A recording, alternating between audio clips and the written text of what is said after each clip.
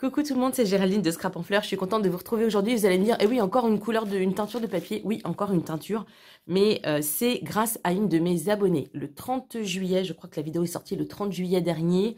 Je vous ai montré ce que j'avais teinté, enfin tous les papiers que j'avais teintés avec du cassis. Alors quand vous l'avez vu, c'est vrai que la vidéo était, enfin la saison du cassis était un petit peu terminée. Je suis désolée, mais c'est vrai que je tourne mes vidéos, enfin en tout cas, en ce moment, je les tourne en avance. Parce que c'est plus pratique pour moi de me consacrer une journée au tournage de vidéos, une journée au montage, parce que tout ça c'est très très très long, que maintenant j'ai une activité qui me prend un peu plus de temps, enfin, en tout cas j'espère qu'elle m'en prendra de plus en plus. Bref, tout ça pour vous dire que sur cette vidéo, vous avez été nombreuses à me laisser des commentaires et je vous en remercie beaucoup.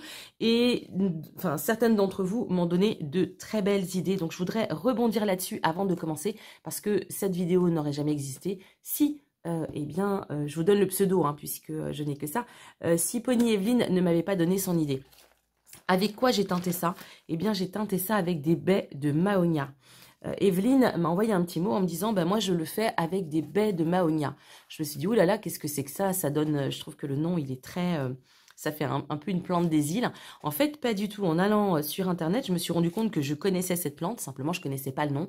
C'est un petit arbuste qui fait des baies donc violettes et qui fait des fleurs jaunes. Par contre, les feuilles sont très piquantes comme du veau. Alors, ma mère en a dans son jardin. D'ailleurs, je déteste ce truc parce qu'à chaque fois, on se pique dedans. Et puis, je trouve qu'il sert à rien. Bon, bah, je revois un petit peu ma, ma copie. Parce que finalement, eh ben, les baies, ça sert à quelque chose. Donc voilà. Merci, donc, Evelyne, de m'avoir donné cette super idée.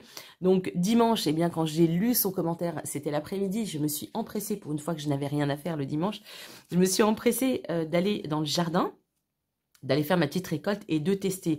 Elle m'avait dit qu'elle avait un résultat rose. Alors, comme vous pouvez le voir, moi, c'est pas du tout rose. Je vais vous expliquer comment j'ai fait tout ça. Mais avant, je vais vous faire un petit reportage photo que je vais commenter. Pardon, je pense que ce sera mieux pour que vous voyez un petit peu tout ce que j'ai fait, la procédure et puis les photos. Je ne pouvais pas vous faire de vidéo puisque eh bien, je l'ai fait, j'ai fait cette coloration de la maison et que mon matériel vidéo se trouve évidemment dans mon atelier. Donc, impossible pour moi de vous faire une vidéo. Mais vous allez voir les photos. En tout cas, j'ai essayé de faire des photos assez sympas pour que vous puissiez bien comprendre le schmilblick. Je voulais aussi, juste avant, rebondir sur Bricole 8350 qui s'appelle aussi Evelyne, qui m'a dit elle allait tester avec des arbouses. Alors, arbouze, c'est un fruit qu'on trouve beaucoup en Corse, mais on le trouve aussi visiblement dans le sud. C'est un petit fruit, on fait beaucoup de confitures avec. Voilà, donc elle me donnera le résultat de sa teinture. Il y a aussi Pascal Génie qui m'a parlé de sa teinture aux épices. Alors moi, je le fais aussi. Je suis pas, alors c'est pas que je suis pas fan, mais moi les épices, je préfère les mettre dans mes plats. Je suis une accro aux épices, mais du coup, bon, je trouve que c'est un petit peu cher pour les mettre dans de la teinture. Enfin, cela dit, le curcuma, ça fait vraiment une belle couleur quand même. Et puis, très important aussi, elle m'a parlé, c'est vrai que je ne pense pas à vous en parler, ça concerne donc quand je teinte mes tissus, je vous l'ai montré dans la précédente vidéo, ces tissus-là, je ne m'en sers que pour faire des junks. Je vous l'ai certainement dit dans d'autres vidéos, mais dans la dernière, je ne vous en ai pas parlé. Sachez que ces tissus, si vous le faites comme je le fais moi, vous ne pouvez pas les laver, puisqu'ils ne sont pas fixé, il n'y a pas de ce qu'on appelle la mordance pour fixer la couleur sur le tissu. Mais si vous voulez, sans rentrer dans les détails de la teinture qui est très compliqué, vous pouvez tout à fait fixer, enfin pas provisoirement, mais c'est un bon fixateur, mais voilà, pas suffisant puisque pour l'avoir testé, le vinaigre blanc a ses limites. Mais si vous voulez vraiment, par exemple, utiliser le tissu que vous avez teinté pour faire, par exemple, une petite trousse que vous allez laver rarement, eh bien, vous pouvez tout à fait fixer votre couleur avec le vinaigre blanc. C'est un très bon fixateur. Moi, par exemple, quand j'achète un jean à mes garçons ou à moi, si c'est un jean bien foncé, en général, je le fais tremper une nuit dans du vinaigre avant de le laver pour vraiment fixer la couleur. Parce que vous savez que le jean, ça se délave hyper vite. Donc, merci de m'avoir rappelé donc ce détail, parce que c'est vrai que je ne voulais pas préciser. Et puis, on va terminer aussi par Bénédicte. Donc, Bénédicte, je pense que c'est son prénom, qui, elle, fait de la teinture avec des fèves, avec des pelures de fèves. Et elle me dit que ça lui sort un joli rose. Et bien sûr, l'artichaut. Alors, l'artichaut, je ne sais pas si je vous en ai déjà parlé, si je vous ai montré. Moi, j'ai déjà fait et... Bon, c'est un vert, c'est pas mal si vous voulez, mais je trouve que c'est pas assez visible par rapport à ce que je vais vous montrer là. Donc, je vous laisse tout de suite avec les photos et puis je vous reprends tout de suite après. Me revoilà donc avec mes deux bacs, le premier à droite avec la couleur bien sûr, ensuite l'autre pour mettre mes papiers, papier blanc et papier de récupération de cahier. Voici la couleur, donc très très rose et vous allez voir ça va s'oxyder au fil des bains. Là je fais quelques taches pour commencer et ensuite on va faire le trempage. Donc je mets directement mon papier, je le laisse quelques instants, voire quelques minutes, ensuite je l'égoutte. Et vous voyez du rose, on a une teinte bleue en fait quand elle s'oxyde, voilà comment elle ressort. Je vous ai montré en décalage donc les différentes couleurs que me ressortent mes différents trempages. Plus on avance dans le temps, plus la couleur devient foncée jusqu'à être vraiment noire. Alors je trouve que c'est intéressant de voir un petit peu ce changement. C'est l'oxydation, hein, c'est classique. Voilà, regardez ce noir. Ensuite, je vais tester, donc voici les Ben Mahonia. Je vais tester tout un tas de choses directement avec le fruit, donc en les écrasant, en tapotant, en dessinant. Voilà, ça va me servir, ces papiers vont me servir à faire des fonds. Ce qui est intéressant, c'est que parfois ils sont roses, parfois ils s'oxydent tout de suite. Et on a, comme ici, des teintes violettes ou parfois un peu plus claires. Là, je viens faire des taches avec le bain, donc c'est pour ça qu'on est sur du noir. Là, vous voyez, donc on est plus clair, hein. Je suis venue dessiner avec la baie. Ici, je vous montre que je vais les mettre dans un papier plié en deux, que je vais venir écraser. Je trouve que c'est assez sympa ce qui ressort, vous allez voir. Donc voici. Et ensuite, je reviens remettre un papier dessus pour récupérer toute cette couleur. Donc le papier à droite, l'origine, et à gauche, je suis venue remettre dessus cette couleur. Et puis, je vais continuer mes petits essais avec toujours ces baies de Mahonia que je trouve vraiment très sympa. Dommage que ça ne garde pas cette couleur rose, mais je trouve quand même que c'est quand même plutôt cool. Donc un petit papier de fond encore avec des baies écrasées. Je pense que vous aurez compris un petit peu le principe.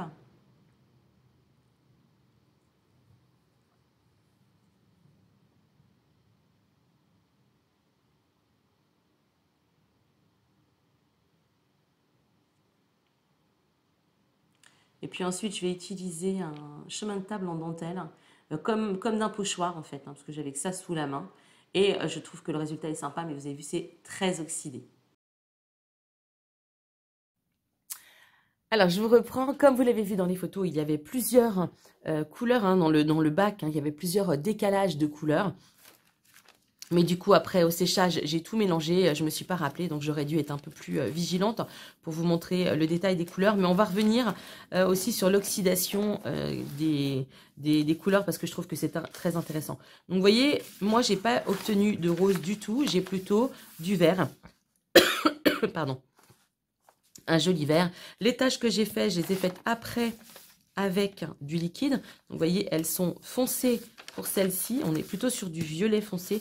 Et vous allez voir que j'ai obtenu d'autres résultats d'une autre couleur.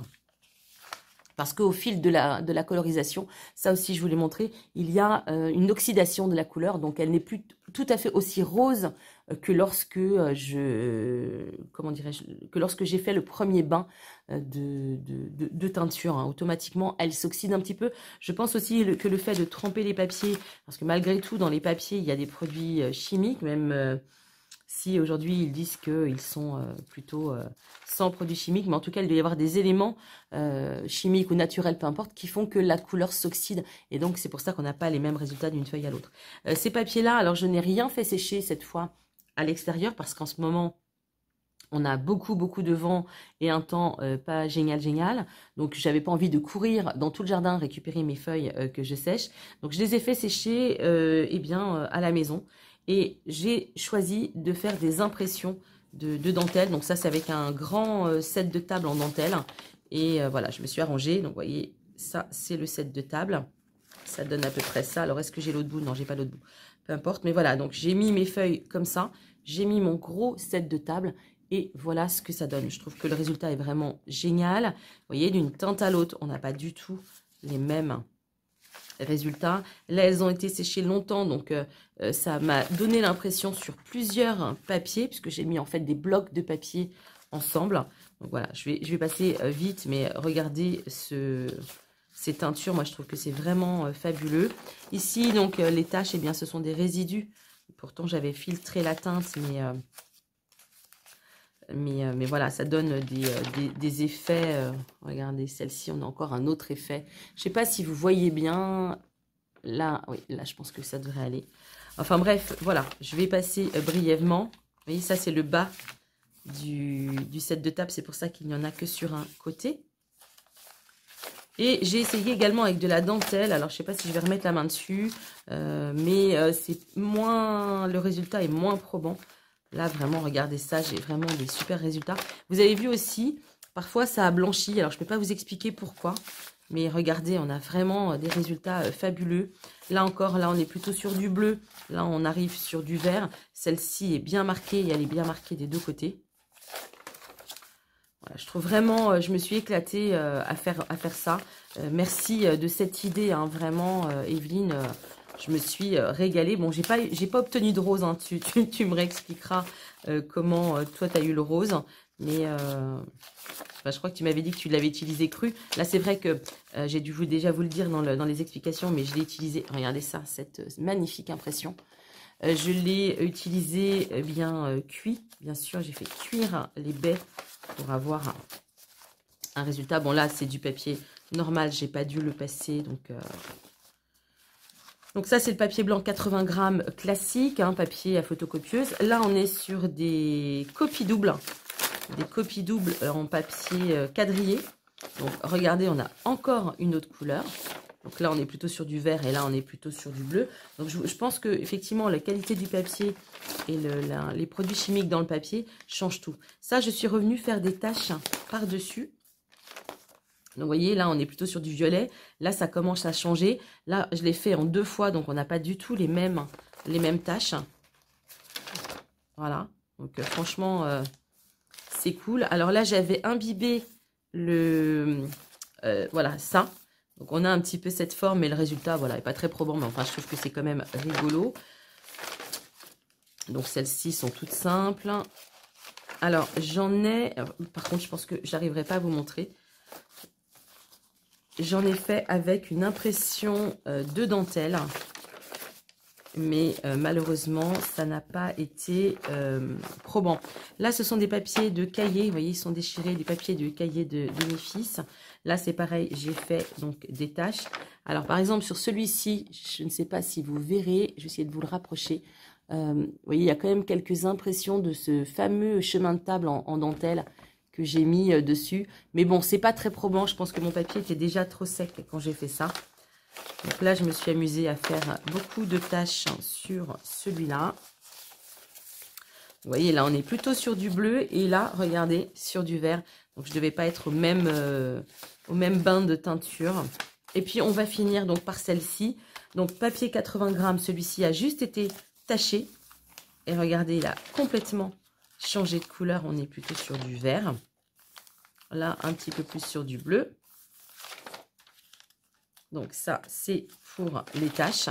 Là, c'est ce que je vous ai montré. Donc ça, j'ai pris une baie et j'ai écrasé pour faire des petits points. Donc on est sur un beau violet. Là, la couleur, c'est pas trop oxydée. À certains endroits, un petit peu, elle devient verte, mais pas trop. On arrive à garder ce violet. Là, c'est pareil, c'est avec des fruits écrasés. Donc j'ai passé mes fruits et j'ai écrasé. Voilà ce que ça donne. Donc là où il y a eu le plus de jus, parce qu'en fait, j'ai écrasé et ensuite, je suis venue remettre une feuille par-dessus quand il y avait beaucoup de jus. Vous voyez, on n'a pas la même oxydation. Mais je trouve que c'est quand même sympa aussi. Donc voilà, avec des fruits écrasés.